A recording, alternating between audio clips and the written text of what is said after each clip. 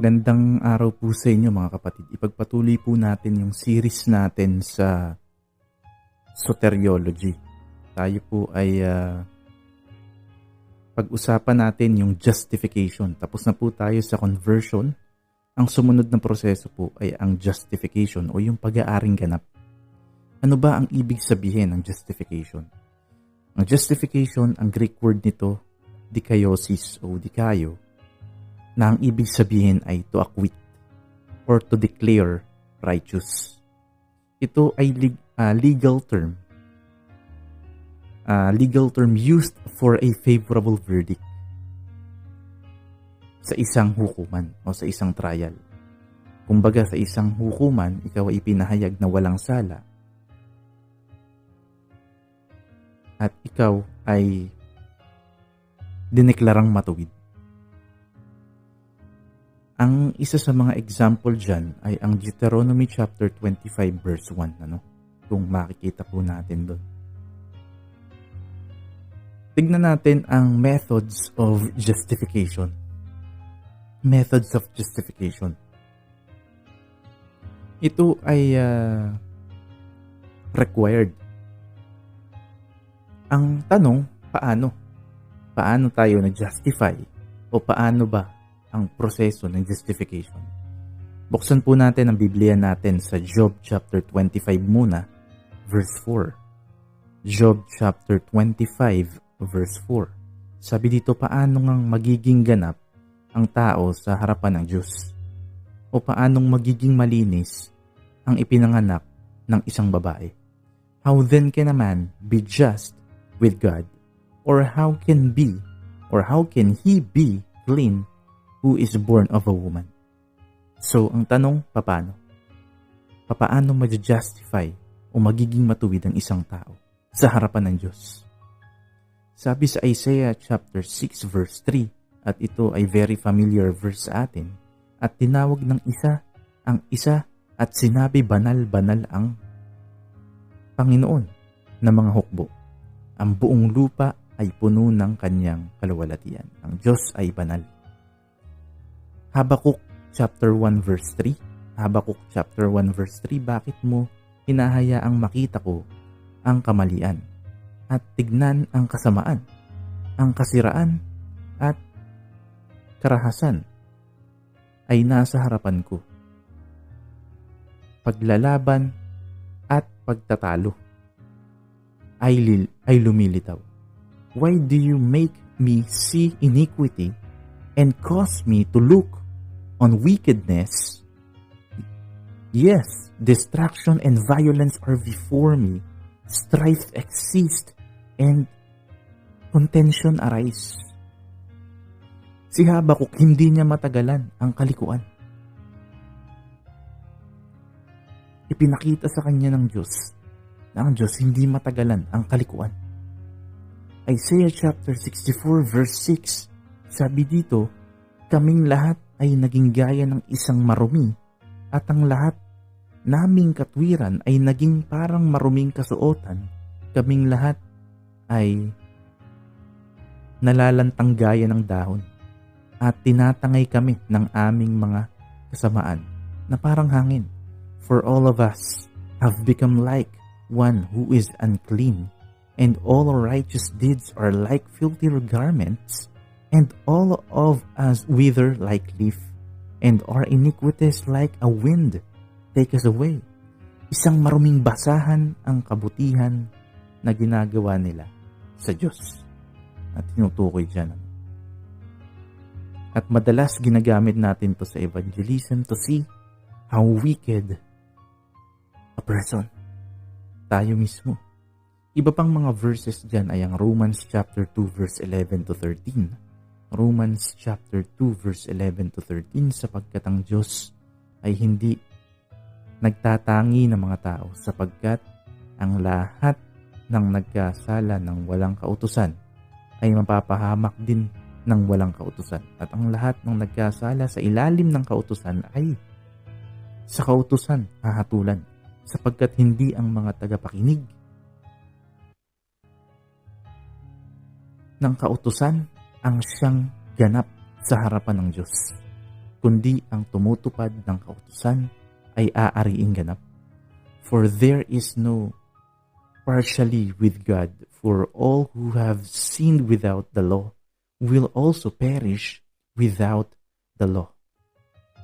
And all who have sinned under the law will be judged by the law, for it is not the hearers of the law who are just before God, but the doers of the law will be justified. The doers of the law will be justified. Romans chapter 3 verse 9 to 10. Romans chapter 3 verse 9 to 10. Ano ngayon? Tayo bang mga Hudyo ay nakakalamang? Hindi kahit sa anumang paraan, sapagkat aming ngang napatunayan na ang lahat ng tao, maging mga Hudyo at mga Griego, ay nasa ilalim ng kapangyarihan ng kasalanan, gaya ng nasusulat, walang matuwid, wala kahit isa. Isaiah chapter 52 verse 9. Magala kayong bigla, kayo'y umawit na magkakasama kayong mga sirang dako ng Jerusalem, sapagkat hinaliw ng Panginoon ang kanyang bayan. Kanyang tinubos ang Jerusalem. Break forth, shout joyfully together, you waste places of Jerusalem, for the Lord has comforted His people. He has redeemed Jerusalem. Ano pong makikita natin dyan? Number 1, justification is not by the works of the law. Ang linaw po sa mga talatang nabanggit. Romans chapter 3 verse 9. Ano ngayon? Tayo bang mga Hudyo ay nakakalamang? Hindi kahit sa anumang paraan, sapagkat amin ang napatunayan na ang lahat ng tao, maging mga Hudyo at Griego, ay nasa ilalim ng kapangyarihan ng kasalanan. What then? Are we better than they? Not at all. For we have already charged that both Greeks and Jews are all under sin. Romans chapter 3 verse 19 to 20. Ngayon nga nalalaman natin na anumang sinasabi ng kautusan, yun ay sinasabi sa mga nasa ilalim ng kautusan upang manahimik ang bawat bibig. At ang buong sanlibutan ay mapasailalim sa hatol ng Diyos, sapagkat sa pamamagitan ng mga gawa ng kautusan ay walang tao na itinuturing na ganap sa paningin niya, ng Diyos. Paningin niya, sapagkat sa pamamagitan ng kautusan ay ang pagkilala sa kasalanan. That's the purpose of the law. Sabi po sa English version, now we know that whatever the law says, it speaks under to those who are under the law, so that every mouth may be closed and all the world may become accountable to God. Because by the works of the law, no flesh will be justified in His sight. For though the law comes, the knowledge of sin. Galatians chapter 2 verse 16. Galatians chapter 2 verse 16. At nalalaman natin na ang tao ay hindi inaaring ganap sa pamamagitan ng mga gawa ng kautusan, kundi sa pamamagitan ng pananampalataya kay Hesukristo. At tayo ay sumampalataya kay Kristo Jesus upang ariing ganap sa pamamagitan ng pananampalataya kay Kristo at hindi sa pamamagitan ng mga gawa ng kautusan, sapagkat sa pamamagitan ng mga kagawa ng kautusan ay hindi aariing ganap ang sinumang laman. Hindi raw aariing ganap o hindi makakatanggap ng justification ang sinumang laman. Maliban, meron siyang Panginoong Hesukristo. Ang linaw sa verse na yan, ipinaliwanag ni Pablo. Nevertheless, knowing that a man is not justified by the works of the law, but through faith in Christ Jesus. Ang linaw Even we have believed in Christ Jesus, so that we may be justified by faith in Christ, and not by the works of the law. Ang linaw. Since by the works of the law, no flesh will be justified. So by the power of the cross of Christ, by the power of the resurrection of Jesus Christ, through our faith in Him, if you have faith in Him, you will be declared right with Him. You will be justified. You are now justified. Galatians chapter 3 verse 10. Sapagkat ang lahat ng umaasa sa mga gawa ng kautusan ay nasa ilalim ng sumpa. Sapagkat nasusulat, sumpain ng bawat isang hindi sumusunod sa lahat ng mga bagay ng nasusulat sa aklat ng kautusan. For as many as are of the works of the law are under curse. For it is written, cursed is everyone who does not abide by all things written in the book of the law to perform them. Romans chapter 3 verse 28. Romans chapter 3 verse 28, sapagkat pinaninindigan natin na ang tao ay itinuring na ganap sa pananampalataya na hiwalay sa mga gawa ng kautusan. For we maintain that a man is justified by faith apart from works of the law. So, ang ayon sa kautusan ay hahatulan sa kautusan. Ang Ten Commandments o ang kautusan, ipinakikita lamang nito ang kasalanan, at yun ang nabasa natin sa Galatians chapter 2 verse 16. Pangalawa po ay ang justification can only come by God's free grace. Ang Panginoon ang nag-iisang source. Romans chapter 3 verse 24. Justification can only come by God, by His free grace. Romans chapter 3 verse 24. Sila ngayon ay itinuring na ganap ng kanyang biyaya bilang kaloob sa pamamagitan ng pantubos na kay Kristo Jesus. Na kanino daw ang pantubos? Na kay Kristo Jesus. Being justified as a gift. As a gift. By His grace. Ang linaw sa Ingles. Through the redemption which is in Christ Jesus. This is a gift. Kapag regalo, ibig sabihin, wala kang part, wala kang ginawa, ibinigay sa iyo ng libre. Ang pantubos sa iyong mga kasalanan. Ayon sa talata. At ang pantubos na yun ay ang Panginoong Jesucristo mismo.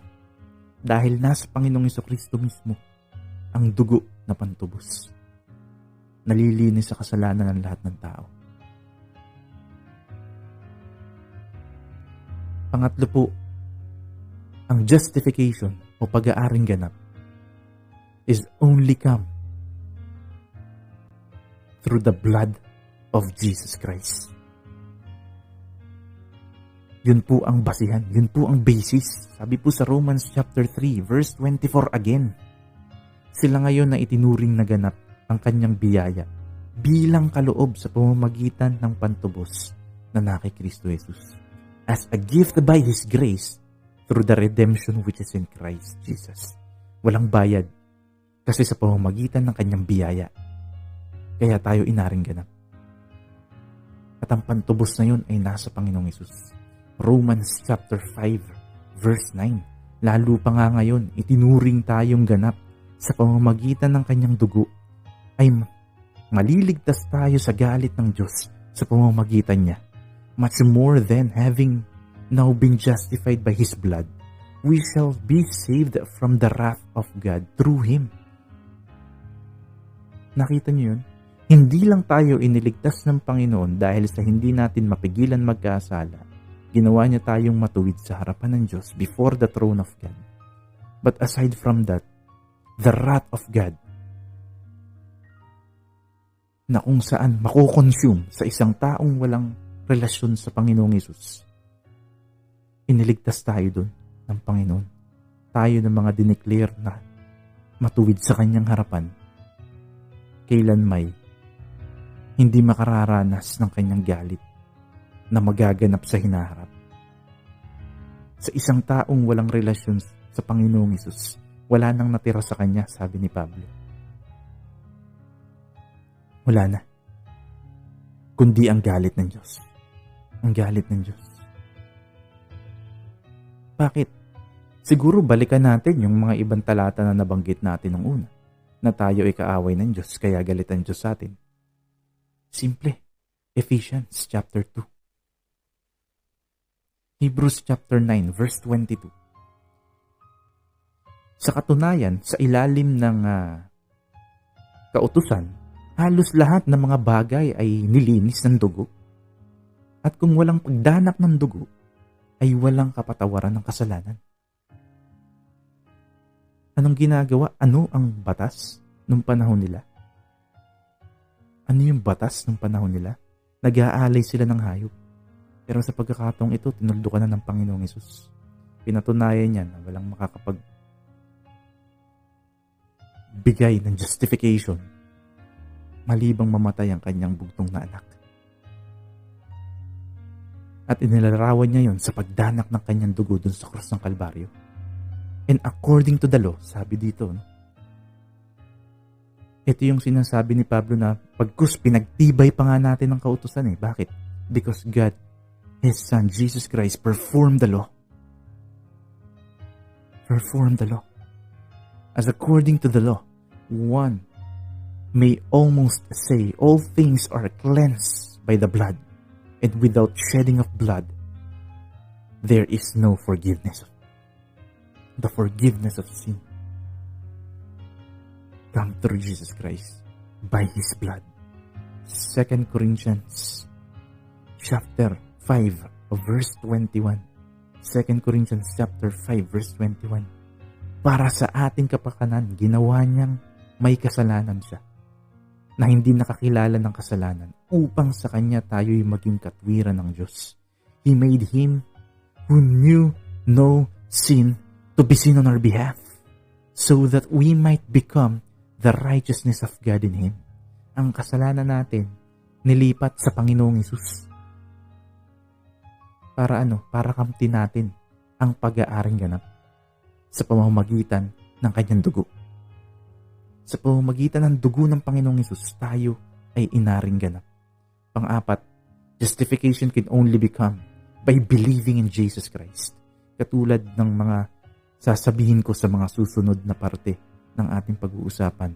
The salvation, the free gift, grace of God ay may bisa lamang, may bisa lamang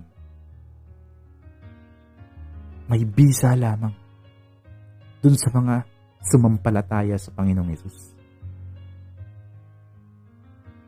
Justification can only come by believing in Jesus Christ.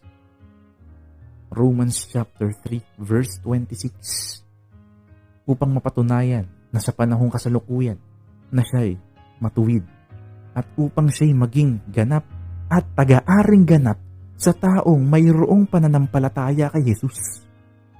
Nakita nyo? Sa pamamagitan ng kamatayan ng Panginoong Hesus, pinatunayan ng Diyos na siya ay matuwid, na siya ay ganap, justified. And at the same time, through His blood, siya mismo naging taga-aring ganap sa isang taong may pananampalataya sa kanyang anak, sa kanyang bugtong na anak, ang Panginoong Hesus. Sabi sa English, for the demonstration, I say, His righteousness at the present time, so that He would be just and the justifier of the one who has faith in Jesus Christ. Sa ibang salin, justifier of the wicked. Ang ganda ng verse. Ang ganda ng verse. Galatians chapter 2 verse 16 na kanina pa natin binabasa, at nalalaman natin na ang tao ay hindi inaring ganap sa pamamagitan ng mga gawa ng kautusan, kundi sa pamamagitan ng pananampalataya kay Hesukristo at tayo ay sumampalataya kay Kristo Jesus. At tayo ay sumasampalataya kay Kristo Jesus upang ariing ganap sa pamamagitan ng pananampalataya kay Kristo. At hindi sa pamamagitan ng mga gawa ng kautusan. Sapagkat sa pamamagitan ng mga gawa ng kautusan ay hindi aariing ganap ang sino mang laman. Ipagpipilitan mo pa ba ang linong sa verse? Itutuwid mo pa ba ang iyong sarili sa pamamagitan ng iyong mga gawa? O binubulag ka ng pride na nasa iyo? Be humble. Repent of your sin. Yan ang mensahe ko sa iyo. Sabi po sa English, nevertheless knowing that a man is not justified by the works of the law, but through faith in Christ Jesus. Even we have believed in Christ Jesus so that we may be justified by faith in Christ and not by the works of the law. Since by the works of the law, no flesh will be justified. Romans chapter 4 verse 5. Romans chapter 4 verse 5. Ngunit sa Kanya na hindi gumagawa, kundi sumampalataya sa Kanya na umaaring ganap sa masamang tao, ang Kanyang pananampalataya ay itinuring na katwiran. Ang tinutukoy dito ay si Abraham. But to the one who does not work, but believes in Him who justifies the ungodly, his faith is credited as righteousness. Let me be clear and correct what I say earlier. True context, ba nabanggit kasi dyan sa chapter 4, yung tungkol kay Abraham. No? Pero bilang panimula ni Pablo, sinabi niya dito, but to the one who does not work, but believed in Him, who justifies the ungodly, his faith is credited as righteousness. Sa Tagalog, ngunit sa kanya na hindi gumagawa, kundi sumasampalataya sa kanyang umaaring ganap. Ibig sabihin, ang tinutukoy, sumampalataya siya kay Kristo dahil si Kristo lamang ang makapag-aaring ganap sa kanya. At siya yung masamang tao. Ang kanyang pananampalataya daw, yung pananampalataya daw ng masamang tao, ay itinuturing na katwiran. Itinuturing na katwiran. Matapos niyan sampalatayanan ang tanging bugtong ng anak ng Diyos.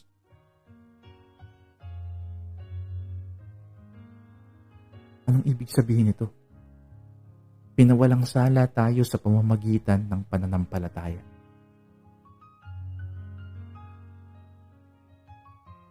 Yaong mga nananampalataya o mga nagsisampalataya, ang mga inaaring ganap. Ang mga inaaring ganap. At ito'y hindi nakabatay sa pagsunod o paggawa ng kautusan or other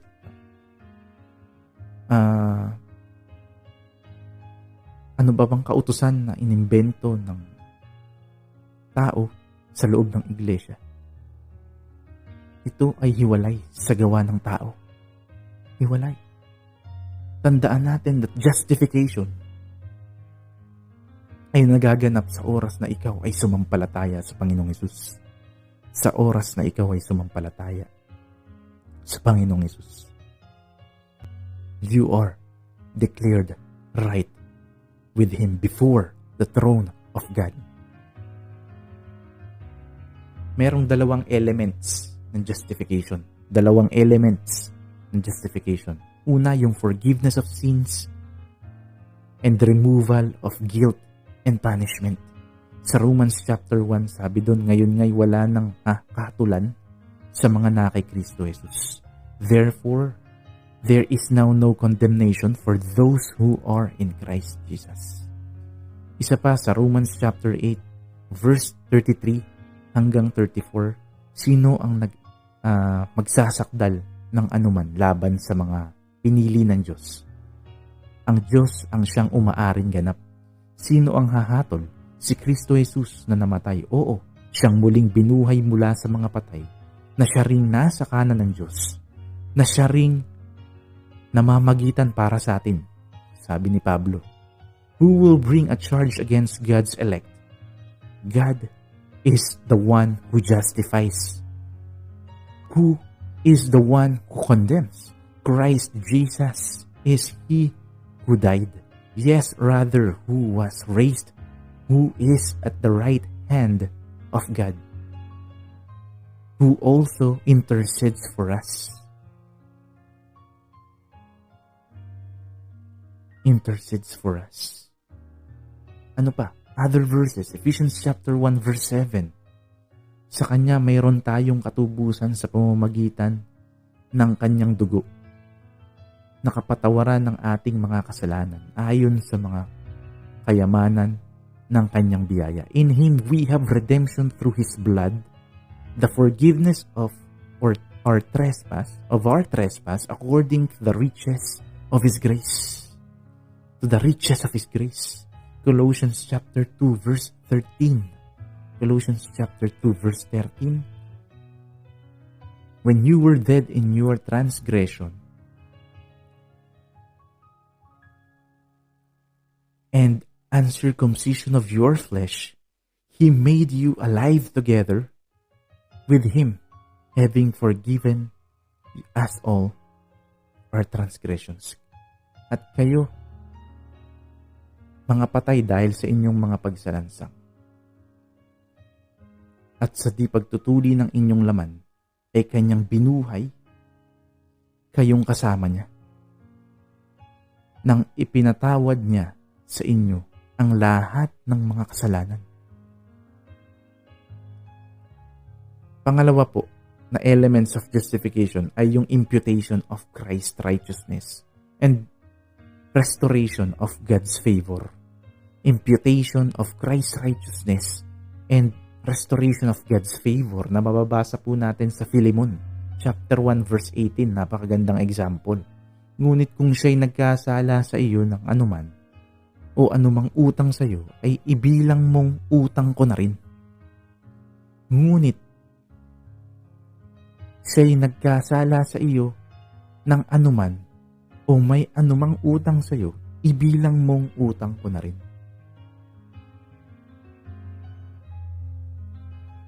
Ito ay it is a good illustration for imputation yung verse na yan. Dahil ang imputation, ang ibig sabihin nun, pagkarga o charge o utang, pagkarga. Nung sabi niya ni Pablo kay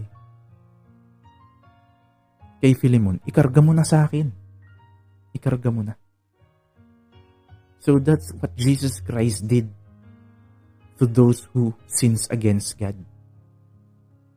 Charge it all to me.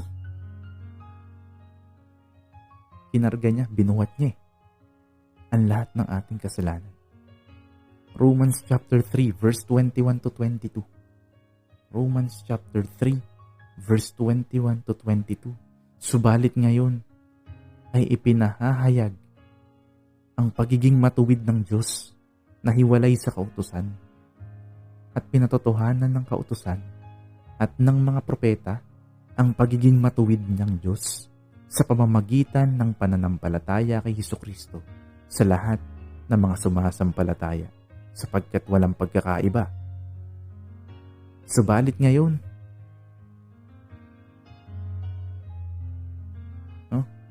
sabi dyan hiwalay sa kautusan ang biyaya ng Diyos.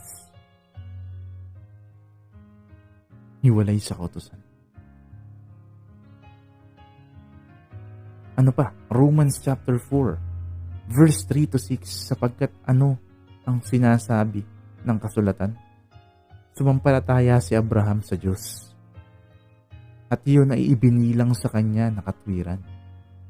Ngayon, sa mga gumagawa, ang kabayaran ay hindi itinuturing na biyaya, kundi siyang talagang nararapat. Ngunit, sa kanya na hindi gumagawa, kundi sumasampalataya sa kanya na umaaring ganap sa masamang tao, ang kanyang pananampalataya ay itinuturing na katwiran. Verse 6, gaya naman ng sinasabi ni David, tungkol sa pagiging mapalad ng tao na itinuturing ng Diyos na matuwid, na hiwalay sa gawa. Ang galing, di ba? Ng ilustrasyon mula kay Abraham na sumunod sa Diyos. Walang ginawa eh. Pero nakamtan niya ang justification o pag-aaring ganap ng Diyos by believing what God said, by performing it, by believing it. And at the same time, sabi sa English, for what does the scripture say? Abraham believed God and it was credited to him as righteousness. Now, to those who works, his wage is not credited as favor, but as what is due.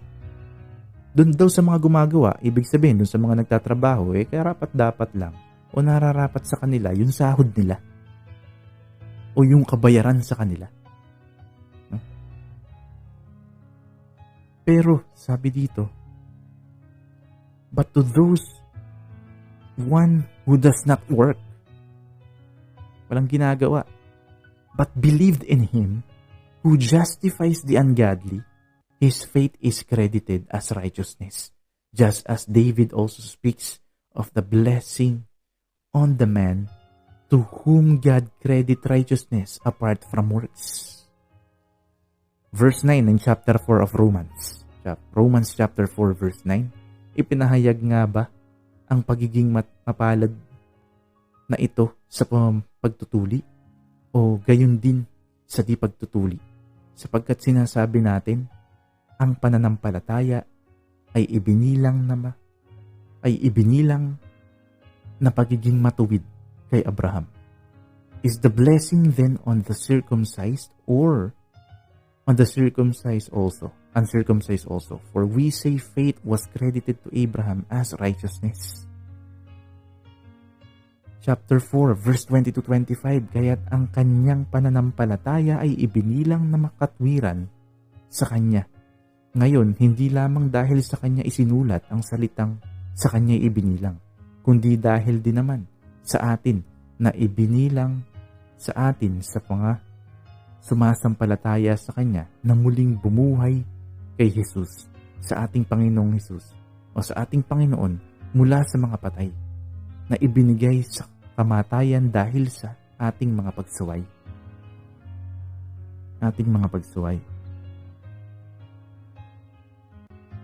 Muling binuhay upang tayo'y ariing ganap. Ibinigay sa atin, Panginoon, ibinigay sa atin, muling binuhay upang tayo'y ariing ganap. Ibinigay sa atin ng Panginoong Hesus ibinigay sa atin ang Panginoong Hesus para tayo ay ariing ganap. Romans chapter 5 verse 17-21. Sapagkat kung paanong sa pagsuway ng isa ay naghari ang kamatayan, sa pamamagitan ng isa ang tumanggap ng kasaganahan ng biyaya at kaloob ng pagiging matuwid, ay lalo pang naghari sa buhay sa pamamagitan ng isa, si Hesukristo. Kaya't kung paanong sa pamamagitan ng isang pagsuway ay dumating ang kahatulan sa lahat ng mga tao, gayon din naman sa pamamagitan ng isang matuwid na gawa ay dumating sa lahat ng mga tao ang pag-aaring ganap sa buhay.